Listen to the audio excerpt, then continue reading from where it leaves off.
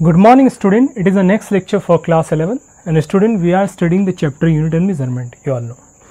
And student इस chapter में हमने बहुत सारे टॉपिक्स पढ़ चुके और प्रीवियस लेक्चर्स में हम एप्लीकेशंस ऑफ डायमेंशन एनालिसिस की बात कर रहे थे। उनमें हमने 3 एप्लीकेशंस के बारे में पढ़ चुके हैं। फर्स्ट जैसे यूनिट कन्वर्जन और second principle of homogeneity, third है checking the formula using the dimension analysis. और हमें ये पता है कि आपने तीनों के एप्लीकेशंस के बारे में अच्छे से क्लियर कर लिया होगा। आज के लेक्चर्स में हम फोर्थ एप्लीकेशंस को पढ़ेंगे, derive the formula using the dimension analysis. Most important topic, मैं आपको बार बार भी बता चुका हूँ कि ये जो चैप्टर्स पढ़ रहे हैं उसके हर टॉपिक इंपॉर्टेंस है, एकेडमिक से लेकर के आईआईटी और नीट बेस के पॉइंट ऑफ व्यू से। तो हर पॉइंट को, हर एप्लीकेशन को सीरियस लेकर के बहुत ही डीप में एकदम कंसेप्ट बना के एकदम क्लियर कर लीजिए, हमेशा के लिए याद रखिए। चलिए फोर्थ एप्लीकेशंस की बात करते हैं और स्टार्ट करते हैं। Derive the formula using dimension analysis. Derive the फार्मूले का मतलब ये है कि अभी तक आपने जितना फार्मूला पढ़ चुके हैं और आप आगे जो पढ़ेंगे फार्मूला, उन सभी फार्मूलेस को डेराइव कर सकते हैं हम यूजिंग डायमेंशन फार्मूला से, डायमेंशन एनालिसिस से। मतलब डायमेंशन का यूज करके हम किसी भी फार्मूलेस को हम डेराइव कर सकते हैं इजी वे मेथड से। ठीक है, चलिए स्टार्ट करते हैं। इसका पॉइंट क्या है, इसका कंसेप्ट क्या है, इसका एग्जांपल एक लेंगे। मान लीजिए हमारे पास एक देखिए सेंट्रीपिटल फोर्स का फार्मूला होता है F = mv²/r। एक्चुअली ये एग्जांपल, ये फार्मूला आपको मैं बता दे रहा हूं, बट जब आपके पास क्वेश्चन रहेगा ये फार्मूला गिवन नहीं रहेगा, आपको फार्मूला प्रूफ करना होगा। बट इस फार्मूले को मैं एक्चुअली बता दे रहा हूं क्योंकि एग्जाम्पल के पॉइंट ऑफ व्यू से। अब इस फार्मूले को हम डायमेंशन मेथड से प्रूफ करेंगे, बट कुछ ऐसे फार्मूले जो आपको पता ही नहीं रहे कि क्या आता है, बस ये पता है कि ये किसके ऊपर डिपेंड करता है। तो इस फार्मूले को प्रूफ कैसे करते हैं, इसका कंसेप्ट क्या है डिराइव द फार्मूले का। पहला पॉइंट ये है कि जिस क्वांटिटी के लिए हम डिराइव कर रहे हैं फार्मूला, वो किस किस क्वांटिटी पे डिपेंड कर रहा है, वो चीजें ध्यान देना है। वो 3 क्वांटिटी के पे डिपेंड कर रहा है, मास, वेलोसिटी और रेडियस पे। ये पहला कंसेप्ट है, स्पेस पे ये देखना होता है। ठीक है, दूसरा कंसेप्ट ये है कि इसके पावर में हम ए बी सी ले लेंगे कुछ। ठीक है, हमें वही पावर्स ए बी सी की वैल्यू को फाइंड करना होता है। तो ए बी सी के पावर्स की वैल्यू को कैसे फाइंड करेंगे, दोनों तरफ के डायमेंशन को पुट कर देंगे। डायमेंशन को जब पुट करेंगे तो कंपेयर करके हमें ए बी सी की वैल्यू निकल जाती है और उसी ए बी सी की वैल्यू इसमें पुट कर देते हैं तो हमारा फार्मूला प्रूफ हो जाता है। चलिए देखते हैं कैसे। इस पे करना क्या है, right the dimensions on both side. दोनों तरफ डायमेंशन पुट करते हैं। एफ का डायमेंशन फोर्स, इधर देखिए फोर्स है, फोर्स का मतलब होता है MLT-2, ये होता है इसका डायमेंशन। ओके, ये प्रोपोर्शनलिटी साइन को लेके चले या नहीं लेके चलेंगे कोई दिक्कत नहीं आएगा।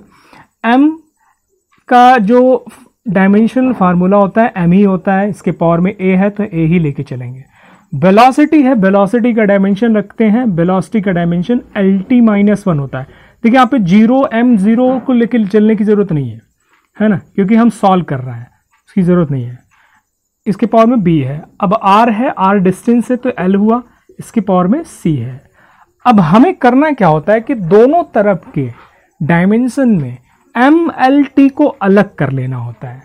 जैसे यहाँ पे M को अलग करेंगे तो देखिए M के पावर में 1 मिलेगा, और L को अलग करेंगे तो L के पावर में 1 मिलेगा, T के अलग करेंगे तो T के पावर में -2 मिलेगा। ओके, चलिए इसी तरह से हम यहाँ पे भी अलग करते हैं। तो M को अलग करेंगे तो M को अलग करेंगे तो A मिलेगा इसके पावर में। L को जब अलग करेंगे तो देखिए L को अलग करेंगे तो L के पावर में B मिलेगा और C भी है दो जगह पे, तो B + C मिलेगा L के पावर में। ध्यान दीजिएगा L के पावर में क्या मिलेगा, B और C, क्योंकि दो जगह पे L है। हमें MLT को अलग अलग करके लिखना है, तो L को लिख रहे हैं तो L के पावर में B है और L के पावर में C है, तो एक साथ लिखेंगे तो B + C। अब T को लिखना है तो T को अलग, यहाँ पे T है -1, तो इसको ब्रैकेट ओपन कर तो -B हो जाएगा, तो T के पावर में क्या मिलेगा, -B है, और कहीं तो T है नहीं। अब हमने देखिए दोनों तरफ में MLT अलग कर दिया। अब हमें करना क्या होता है, दोनों तरफ के डायमेंशन के पावर्स को कंपेयर करते हैं। ठीक है, कंपेयर द पावर्स, पावर्स को कंपेयर कर रहे हैं। देखिए m के पावर में a है, m के पावर में 1 है, तो a इज इक्वल टू क्या मिला 1, a is equal to 1 and b plus c is equal to क्या मिलेगा 1, b plus c is equal to 1 and minus b is equal to क्या मिलेगा -2 मिलेगा। अब यहां से देखो माइनस माइनस कैंसिल, मतलब b इज इक्वल टू 2 मिल गया। अगर b की वैल्यू 2 मिली और a की वैल्यू 1, अब यहां से c की वैल्यू भी तो मिल जाएगा, b की वैल्यू यहां पे रख दो तो c की वैल्यू 1 - 2 मतलब -1 मिल जाएगा। बताओ b की वैल्यू अगर यहां पे 2 रखोगे तो 2 उधर जाएगा, तो 1 - 2 मतलब -1। तो a की वैल्यू 1, b की वैल्यू 2 और c की वैल्यू -1, ये तीनों वैल्यू इस इक्वेशन में पुट कर दीजिए। ठीक है, putting the values of A B C in equation first. तो फर्स्ट इक्वेशन में जब हम पुट करेंगे तो हमें मिलेगा क्या, ध्यान दीजिए यहाँ पे मिलेगा क्या, तो इस तरफ हम इसको लिख रहे हैं। अब यहाँ से देखिए f प्रोपोर्शनल टू m के पावर में a, मतलब m के पावर में 1 क्योंकि a की वैल्यू 1 है, v के पावर में b है तो b की वैल्यू कितनी है 2 है, b के पावर में 2 इंटू c की वैल्यू r की वैल्यू रखिए, r के पावर में c है तो c की वैल्यू -1 है तो r के पावर -1। अब ध्यान देना बेटा, ये जो r के पावर -1 है नीचे जाएगा तो r के पावर +1 हो जाएगा कि नहीं, बोलो r के पावर +1 हो जाएगा क्योंकि -1 है, नीचे जाएगा तो +1। अब ये देखिए एक्चुअली फार्मूला क्या मिला, mb²/r, 1 तो लिखे नहीं जाते, प्रोपोर्शनल हटाएंगे तो कांस्टेंट k मिलेगा mb²/r, और यहाँ k की वैल्यू 1 ले सकते हैं जब कुछ गिवन नहीं रहता k की वैल्यू। तो एक्चुअली मिला क्या mb²/r, this is the formula for the force, यही फॉर्मूला हमने प्रूव करना था, F is equal to mb²/r। Student इस एग्जाम्पल को देखते हुए ऐसे आपको बहुत सारे एग्जाम्पल्स करने होंगे। एक बार फिर से बता रहा हूं, देखिए अभी हम दूसरा एग्जाम्पल, एक और एग्जाम्पल लेंगे, यहाँ पर प्रूफ करेंगे। पहले एक बार इस फार्मूले को जरूर ध्यान दीजिए। हमें एक्चुअली करना क्या होता है, क्वेश्चन कैसे पुट होते हैं इसमें कि derive the formula for force which is depend on mass, velocity and radius, ये क्वेश्चन है यूजिंग डायमेंशन एनालिसिस। तो फोर्स के लिए फार्मूला प्रूफ करना है जो कि फोर्स किस पे डिपेंड कर रहा है, मास, वेलोसिटी और रेडियस पे। ये चीज क्वेश्चन में गिवन रहता है कि जिस क्वांटिटी के लिए फार्मूला हमें ड्राइव करना है वो किस पे डिपेंड कर रहा है, वो चीजें आपको जानना जरूरी होता है, तब आप आसानी से प्रूफ कर सकते हैं। अब आपके पास जैसे फोर्स 3 चीज़ों पर डिपेंड करता है, ये फार्मूला आपको पता ही नहीं है, मान लो बस ये पता है कि फोर्स जो है वो 3 चीज़ों पर डिपेंड कर रहा है, मास, वेलोसिटी और रेडियस पे। तो m के पावर में a मान लेंगे, v के पावर में b मान लेंगे, r के पावर में c मान लेंगे, है ना, इसके पावर में a b c कुछ लेंगे। और अगर कोई चीज़ और क्वांटिटी डिपेंड करता है, मान लो यहाँ पर पे ये d पर डिपेंड करता, d के पावर में मान लो कोई t पर डिपेंड करता, उसके पावर d हो जाता, तो एक और चीज़ बढ़ जाता। 3 चीज़ के ऊपर डिपेंड कर रहा है तो a b c हो गया। अब करना क्या होता है कि दोनों तरफ के डायमेंशन पुट करने होते हैं, तो हमने दोनों तरफ के डायमेंशन पुट कर दिए और उसके बाद MLT तीनों को अलग करना है, MLT के अलग कर लिया हमने। फिर उसके बाद जो पावर्स हैं MLT के बेस पे कंपेयर करते हैं, जैसे यहाँ पे m है तो यहाँ पे भी m है, तो इसका पावर a है, इसके पावर 1 है, तो a इज इक्वल टू 1 हो जाता है। यहाँ पे l है, यहाँ पे भी l है, इसके पावर b प्लस c, इसके पावर में 1, तो b plus c is equal to 1 हो जाता है। यहाँ पे t के पावर माइनस b है, यहाँ के पावर -2 है, तो minus b is equal to -2 हो जाता है। b और a तीनों को सॉल्व करने के बाद a b c की वैल्यू आती है और यही a b c वैल्यू यहाँ पे पुट कर देना होता है, उससे हमारा इक्वेशन प्रूफ हो जाता है जो हमें फार्मूला प्रूफ करना होता है। तो स्टूडेंट ये है derive the formula using dimension analysis. इसका कोई कंसेप्ट नहीं है, मतलब कोई इसके लिए थियोरेटिकल फार्मूला नहीं लिखना है कोई चीज़ें, बस ये समझना है कि किस तरह से प्रूफ करना है। इसका कंसेप्ट मैं आपको बता रहा हूँ, कंसेप्ट यही है कि पहले आपको ये ध्यान देना है कि किस क्वांटिटी के लिए हमें फार्मूला ड्राइव करना है और वो क्वांटिटी कितने चीज़ पर डिपेंड कर रही है। वो करने के बाद आपको करना क्या है, जितने के ऊपर डिपेंड करेगा उसके ऊपर हमने a b c d कुछ मान लेना है, ठीक है, उसी बात डायमेंशन रख करके प्रूफ कर देना। चलिए एक और एग्जांपल लेंगे तो आपके पास कर सकते हैं।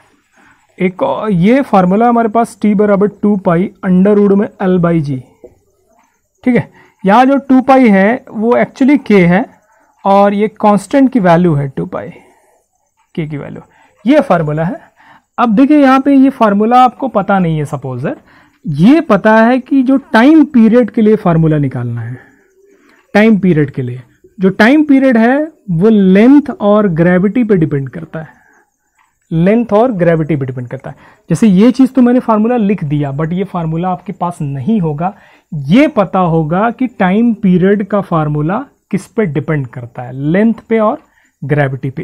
अभी एक एग्जांपल और लेंगे, वो चीज़ें आपको फार्मूला बताएंगे नहीं। तो t जो है l और g पे डिपेंड करता है, तो इसके पावर में a मान लीजिए, इसके पावर में b, क्योंकि 2 ही है। अगर एक और होता 3 लेते, 2 ही लेके चलेंगे। अब करना क्या है आपको बताना है, दोनों तरफ के क्या करना है, डायमेंशन लिख देना है, right the dimensions on both side. ठीक है, ठीक। तो क्या करना है, t का डायमेंशन बताओ, m0 l0 t1।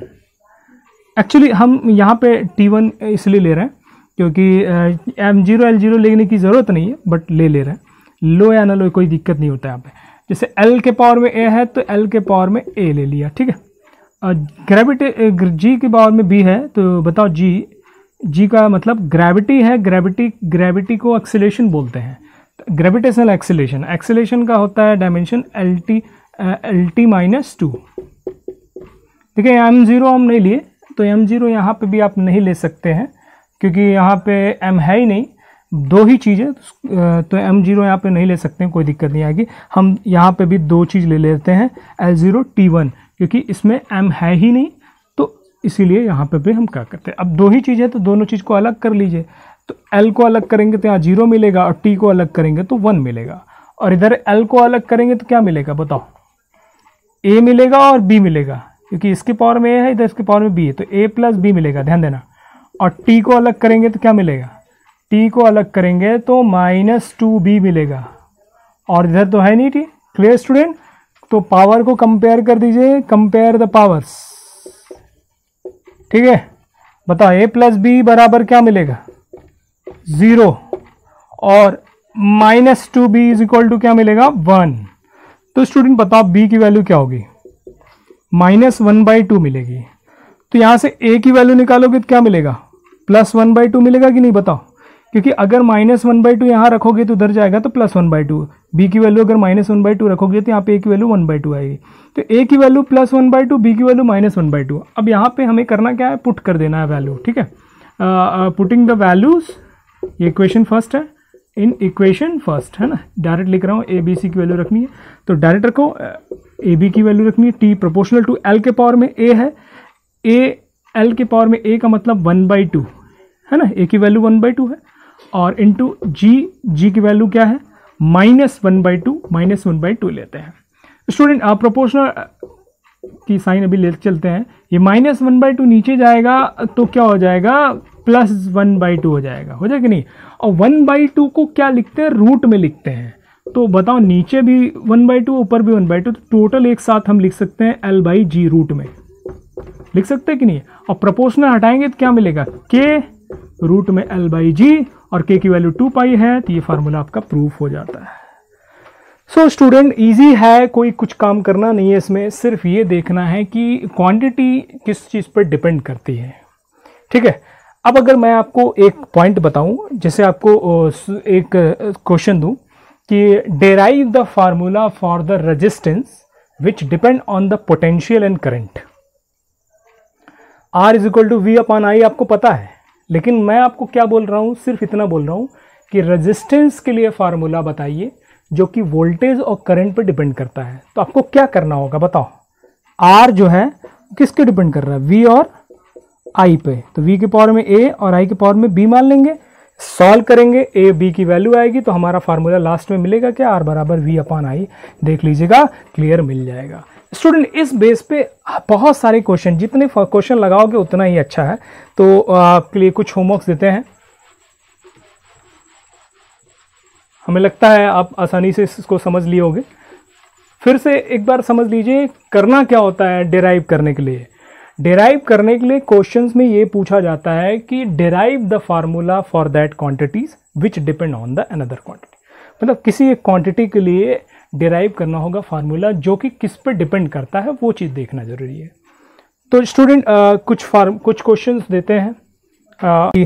पहला ये है कि derive the formula for work which depend on the force, velocity and time. अब डायरेक्ट बता रहा हूं, आपको बताना है फार्मूला क्या आएगा, ठीक है। दूसरा ये है derive the formula for wavelength which depend on Planck constant and momentum. आपको फार्मूला प्रूफ करके बताना है, क्योंकि हम पूरा ऐसे क्वेश्चंस नहीं बोल रहा हूं। इसका क्वेश्चन लिखा होता है कि derive the formula for wavelength of light which depend on the plank constant and momentum. But ऐसे ही डायरेक्ट हम बता दे रहे हैं, आपको प्रूफ करके दिखाना है कौन सा फार्मूला क्या मिलेगा। अब फार्मूला आप जब बताओगे तो हम समझ जाएंगे कि फार्मूला अगर सही आएगा। एक और थर्ड बराबर v जो है वो आपको यहाँ पे प्रूफ करना है। टेंशन और मास पे डिपेंड कर रहा है। टेंशन और मास का मतलब क्या है कि टेंशन फोर्स है, मास मतलब आप तो समझते हो, ठीक है। और एक और देता हूँ फोर्थ, आपको रेजिस्टेंस वाला ही देता हूँ, ये तो आप कर ही ले जाएंगे। वोल्टेज VNI, ठीक है। एक और है देता हूँ हीट एनर्जी का, हीट का VRT का, वोल्टेज रेजिस्टेंस टाइम पर। फार्मूला देख के प्रूफ करके लाना होगा। ये 5 क्वेश्चन पिक है। तो स्टूडेंट आज के इस लेक्चर्स में हमने यही सीखा कि किसी भी फार्मूले इसको डिराइव करते हैं यूजिंग डायमेंशन मेथड, कैसे डिराइव करते हैं। तो ये होमवर्क्स है आपको स्टूडेंट, क्लियर करिए, सॉल्व करिए। Thank you for